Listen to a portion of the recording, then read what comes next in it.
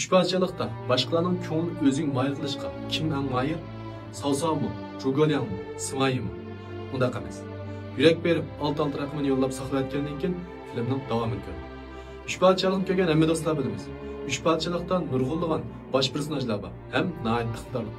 Hamda bularning ichida eng başqalarının ko'nglini o'zing mayil qiladigan kishi zot kimi? U bo'lsa Liu Bei.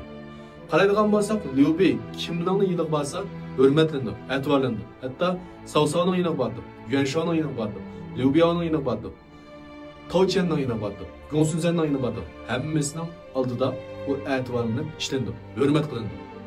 Hatto o'zining dushmani bo'lgan Sun Quanning singlisini u xotin qilib oladi. Shu yerdami ular bilan nihoyatda ap o'tib sog' salomat yetib keladi. Demak, mushlardan biz nimani his qilamiz degan vaqtda Liu Bei'ninki boshqalar bilan bo'lgan muomalasi, ya'ni boshqalarga bo'lgan ta'siri nihoyat yaxshi degan. Boshqalar bilan asosan ap o'talaydi, hamkorlashalaydi.